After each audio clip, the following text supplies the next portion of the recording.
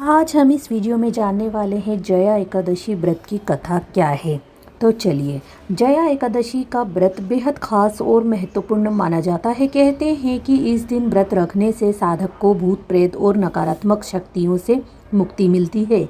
इस व्रत को लेकर ऐसा कहा जाता है कि जब एक बार धर्मराज युधिष्ठिर ने श्री कृष्ण जी से पूछा कि ये माघ मास की एकादशी का क्या महत्व है, तो उसके उत्तर पर श्री कृष्ण ने कहा कि इसे जया एकादशी कहते हैं और इस दिन सच्चे भाव से उपवास रखने से व्यक्ति को भूत पिशाच की योनि का भय नहीं रह जाता है।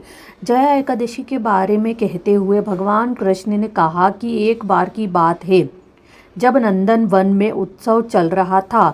इस उत्सव में सभी देवतागण और सिद्ध संत उपस्थित थे। माना जाता है कि यहाँ चल रहे कार्यक्रम में गंधर्व गायन कर रहे थे और गंधर्व कन्याएं नृत्य कर रही थी। इस समय नृत्यांगना पुष्पवती सभा में गायन कर रहे माल्यवान नाम के गंधर्व पर मोहित हो गई। इसके बाद वह अपने प्रबल आकर्षण के कारण सभा की सभी मर्यादा को भूलकर नृत्य करने लगी थी। वह इस तरह के नृत्य कर रही थी कि माल्यवान भी उसकी ओर आकर्षित हो जाए। फिर माल्यवान भी उसकी ओर आकर्षित होते हुए अपनी सुध बुध खो बैठा और वह अपनी गायन की मर्यादा से भटक गया।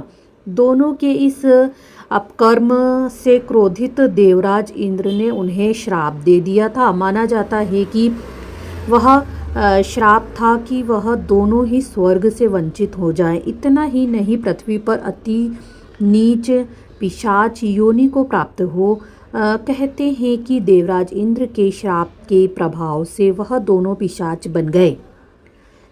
फिर एक दिन वह दोनों ही अत्यंत दुखी थे, जिस कारण उन्होंने सिर्फ फलाहार का सेवन किया। उसी दिन रात को ठंड के कारण उन दोनों की मृत्यु हो भी गई।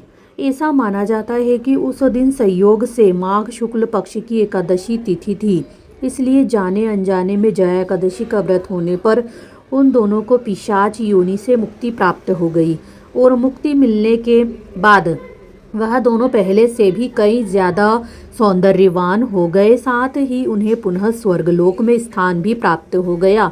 इस बात से आश्चर्यचकित देवराज इंद्र ने उन दोनों से पूछा कि आखिर तुम इस श्राप से कैसे मुक्त हुए। देवराज इंद्र के सवाल का उत्तर देते हुए गंधर्व ने बताया कि यह भगवान विष्णु की जया एकादशी के व्रत का प्रभाव है।